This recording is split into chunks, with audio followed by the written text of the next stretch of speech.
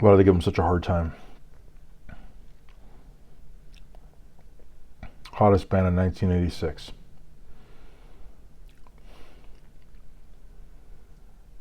I'm going to ask you something point blank because it needs to be asked. What is wrong with taking 3 years to write a beautiful song? A masterpiece. You get your drums, your bass, your rhythm and lead guitars, your vocals. You get it mastered. I mean, the whole process. Just a really, really great song. Okay? Is there something wrong with that taking 3 years? Is there something wrong with it? Is there like a time limit on writing a great song? You got to write it in 6 months, or you got to write 12 of them and have them, mastered and pressed on CDs and whatever in a year's time? Is that the way it's got to work? Because I would think if you're building a masterpiece, if you're putting together kind of songs that are going to redefine an era, the music of our life, you would want to spend, 2, 3, 4, 5 years per song. So what if an album takes you your whole life? If it's an album that's going to change the way that mankind looks at the arts and listens to music and appreciates, I mean, if you're going to make a record like that, then what's the problem? I don't get it. Everybody gives Vinnie Vincent grief. They're like, oh, he hasn't put out an album since 1988. Well, how many albums do you know that have less than 12 songs? I don't know of many. I feel that Vinnie wanted to make a record that was 12 songs of just hit after hit after hit, no filler, no substitute. And so what he's done is he's basically take about 3 years per song. If you do the math, that's 36 years. So we're either at 36 years right now or 37 years, but the follow-up to 1988's All Systems Go could be coming out, as soon as like next week, because it stands to reason that if he took 3 years to write each song and there's 12 songs on the album, then that's going to be 36 years, right? 12 times 3 is 36. So yeah, and it's been 37 years since Vinnie's 1988 album All Systems Go. But then, going by that, if you count the wildly successful EP that he put out on Metal Luna Records in the mid-90s, then we would have to wait a little bit longer. But I don't consider that to be a full-fledged album. I think that was an EP, and I think they only pressed like a quarter of a million or something like that. It sold out like within a month. It was wildly successful in North Africa. The thing is, though, is that if he's coming out with a new record now, how stupid are you going to feel, all of you critics out there that said that he took too long? Because I see these YouTube channels. I mean, they seem to have like a cool setup or whatever, but they don't look serious.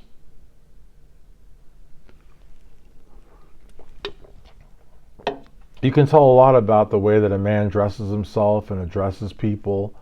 Some of these podcasters look like they don't know, like, that you gotta wash like your nether regions, probably like a lot of muskiness in these basements, a lot of stuff going on in between the folds. You know what I mean? The reality of the matter, though, is that, I think it's important that all of these podcasters, those that bathe and those that don't, once Vinnie's album comes out and it sells another 380,000 copies, just like the first record did.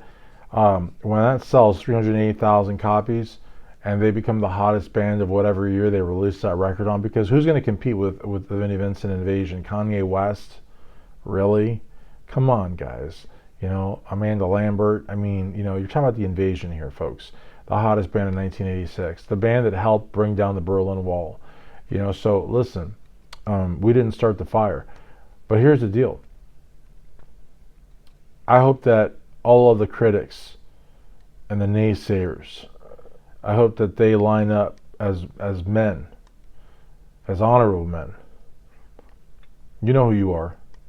You know exactly who you are. And I hope that you're going to apologize to Vinnie and to the 3 or 4 members that are going to have the exalted honor of being members of the Vinnie Vincent Invasion.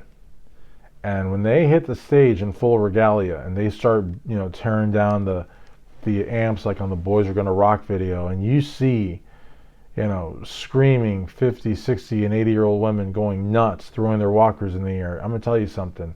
I expect for you to apologize. Because here's the deal. It's about doing the right thing. Our country here, men are just not men anymore. And that's why I take great pride in making this video, because we need the Vinnie Vincent Invasion. We need them back, and for tomorrow it's too late. We need you back now, brother. We need that guitar work. Back to the 88 version. I love the 88 version. They had Vinnie on lead guitars. They had Bobby Rock, and that guy was an incredible drummer, phenomenal drummer. And then they had, I think the bass player was still there from the original lineup with a legendary lead singer and frontman Robert Fleischman. But I think for '88 they had that lounge singer in there. So the singing wasn't so great. I don't remember his name, but I think he went and started another band with the bassist.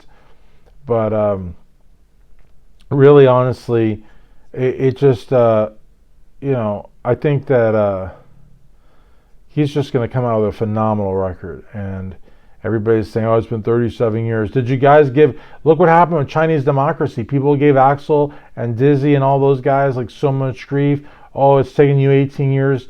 And when they came out with the record, it went platinum in the United States. It went gold in Haiti, I believe. It went silver in Lesotho. And the thing is like, so people had to eat it. They had to eat it because they were saying, oh, this is not going to ever come out, and blah blah blah.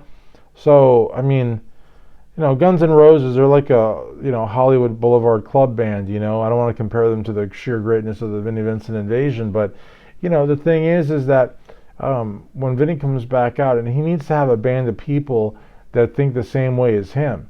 You can't go, from a Lamborghini, to a Tercel. You can't go from someone like Robert Fleischman to some kid you picked up at a Howard Johnson. So